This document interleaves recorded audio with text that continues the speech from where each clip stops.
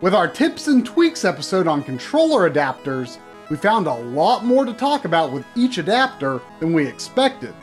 I loved all the different ways that I came up with to use a GameCube controller on N64 with the highly customizable RAFnet adapter. The episode became so unwieldy as Coury was editing it that we decided one device needed its own episode. Let's take a look at a receiver that lets you use modern wireless controllers on the NES.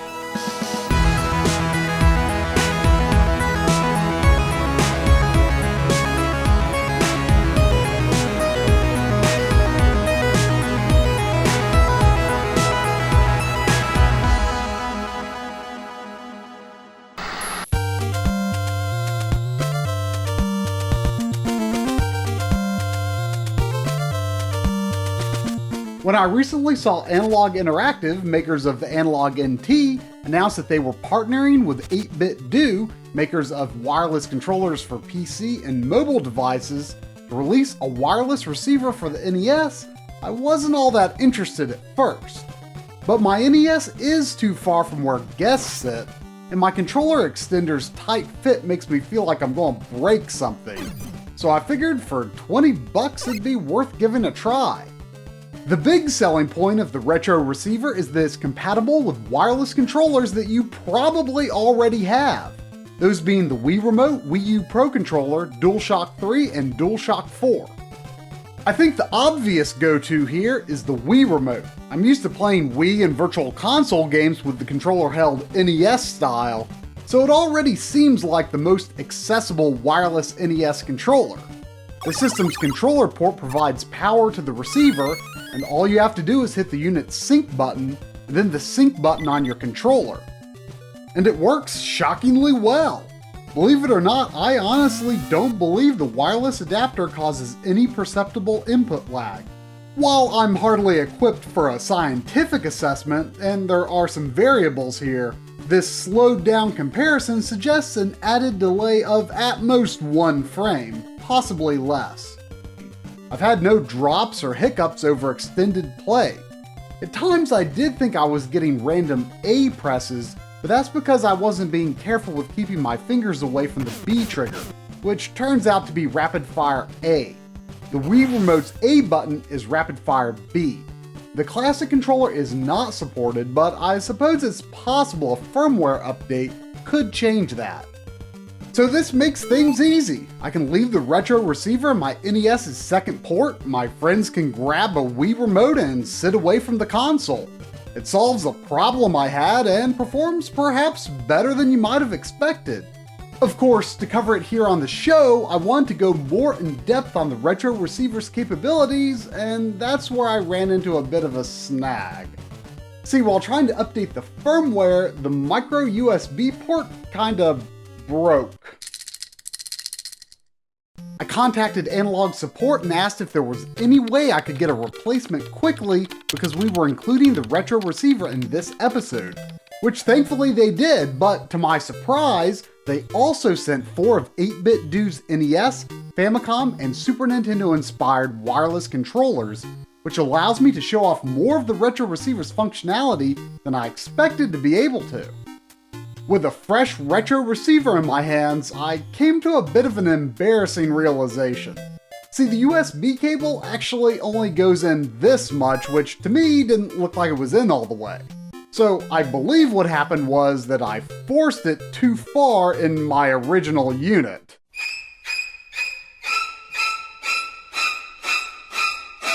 Yeah, kinda dumb, but I like to think that I made that mistake so that maybe you wouldn't. Anyway, so let's look at several other ways you can use the Retro Receiver. The DualShock 3 doesn't have a sync button, so it requires a PC with 8Bitdo's pairing software to link the two devices. For action games, most people probably prefer A mapped to X and B mapped to square. Thankfully, that's exactly what we've got here. Circle also acts as rapid A, and triangle is rapid B. You can make the DualShock 4 go into a wireless pairing mode by holding PS and share until you see the light bar do a double blink. button mapping is identical to the DualShock 3. Wii U Pro Controller support was added with an early firmware update. In this case, A is A and B is B. With the downward angle, it's not my preference, but I've had to get used to stuff like this before and I'm pretty okay with it. I couldn't notice any input lag while using any controller. As for the 8BitDo controllers, well, I had been hearing good things, and I have to admit the feel does not disappoint. The shape and texture of the plastic, the press of the buttons, it's all shockingly spot on. It's obvious a lot of effort went into ensuring these controllers would provide a nostalgic experience with modern wireless technology. And if you know the pain of finding an SNES controller that feels right, that's saying a lot. You can see that the versions paying tribute to Nintendo's 8-bit stylings also include at least enough buttons to fully function as SNES controllers, which might be handy when connecting to a PC or mobile device. But since the Retro Receiver is for NES, functionality is limited to how button inputs are translated to NES commands. At first, 8BitDo controller buttons were mapped in the style of the Wii U Pro Controller. Recent firmware updates have mapped A to B and B to Y, similar to the PlayStation layout. I think it'd be nice if we had a choice, something like installing an alternate firmware so that you could keep confirm on A and cancel on B for, say, RPGs. But even as it is, I'm pretty impressed with how the 8BitDo controllers function on the NES. I played through all of G.I. Joe with the NES 30 controller, and most of the time I just completely forgot about it. Which is the way it should be, right?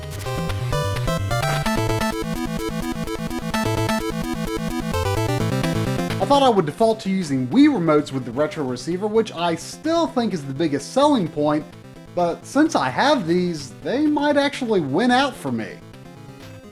You can actually use the Retro Receiver not just on the NES, AV Famicom, or Analogue NT, it even works with clone consoles and emulator boxes like the Retron 5. When I first tried the Retro Receiver on the Retron 5, button mapping was screwed up in a way that rendered games completely unplayable. Retron 5 support was fixed in a firmware update, shown here functioning correctly. But remember that there is some input lag inherent to the Retron 5's emulation. Of course, you can also use the Retro Receiver with Game Boy games on the Retron 5.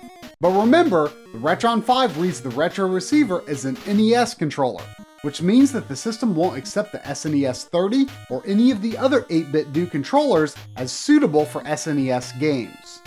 Which just makes me think about the potential here. I mean, if 8BitDo would just make retro receivers for SNES and Genesis, I would be all about that. Firmware updates also improve pairing speed. And with the USB connection, you can even use the Retro Receiver as a Bluetooth dongle on a PC, and as a way to use some of these controllers with retro-style games on the PS3. In this case, you can use all of the buttons. I originally thought that I would simply use a Wii remote with the Retro Receiver so that player 2 could sit farther away. And even if that's all I ever did with it, I still would have easily gotten my $20 worth out of it. But having tested out its full functionality, it really does offer a lot of different ways to play. And while I think alternate button mappings would be a cool feature for the future, as it is, I'm pretty sure most any NES fan could find a controller to enjoy it with.